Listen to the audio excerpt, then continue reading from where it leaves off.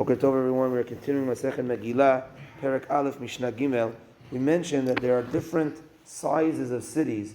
We said there's the villagers that could read the Megillah even earlier, and then there's a regular sized city, and there's the walled city. So a walled city, we know its classification. It's got to be walled from the time of Yoshua bin Nun. But what distincts between a small village and a bigger city? Is it a population thing? What is that difference?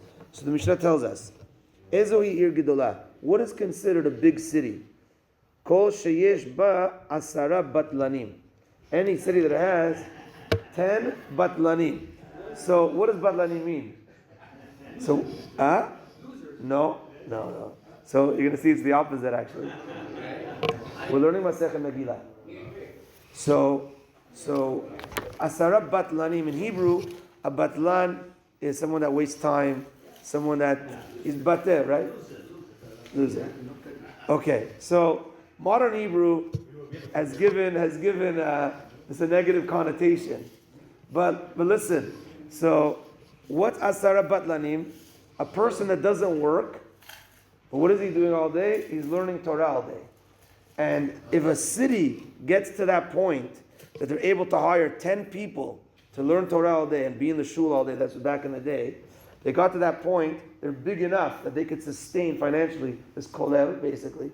And it was to ensure there's always minyanim going on, to ensure that Torah was always constant. So if a city got to that size, then that's considered a big city. If it wasn't that size, that is considered a small city. And this is always the Mishnah where people go to when they're opening a kollel.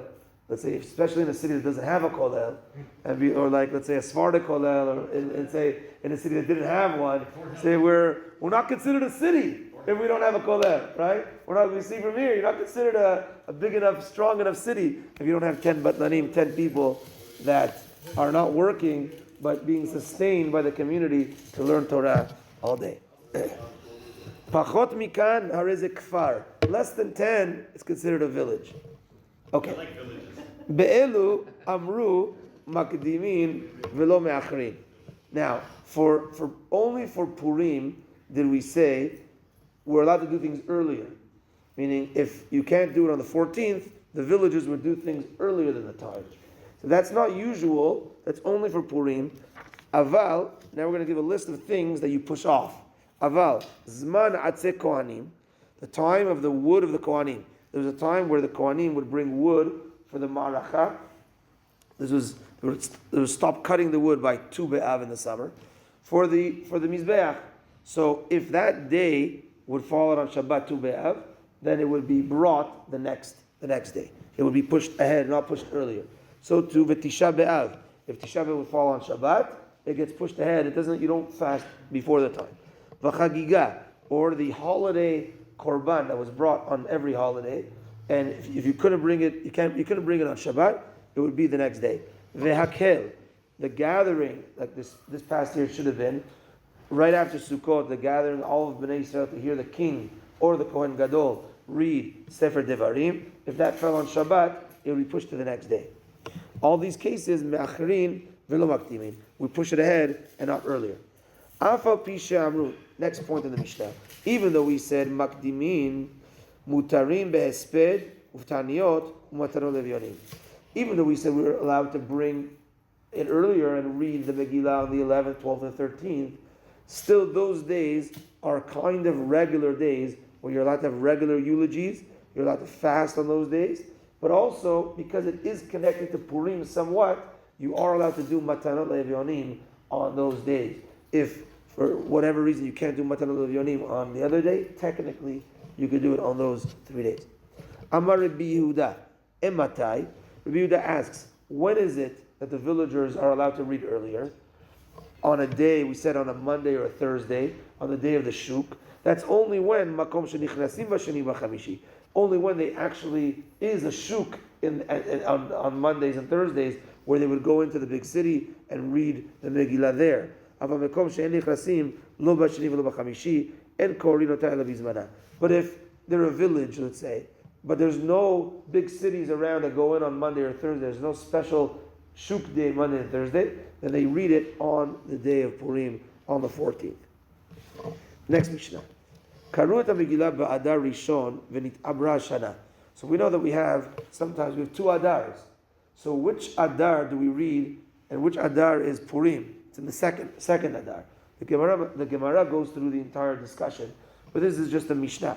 Now, the Mishnah says, back in the day, they would do the Ibur Shana, they would add the extra month with the Bedin. Sometimes, right during the first month of Adar, they would realize, it's, Chodesh Aviv, that's when you have to do Pesach. It's going to be too early, we need to add another month. Sometimes if they did it in Adar, now you've already done Purim, let's say, so now they add another month of Purim. What do you do now in the second month? So it was a case for back then. So Karuta Megila Ba'adar Rishon, Venit Abra Shana, but then they added another month of Adar. Korinota Ba'adar Sheni, you still read it in Adar Sheni.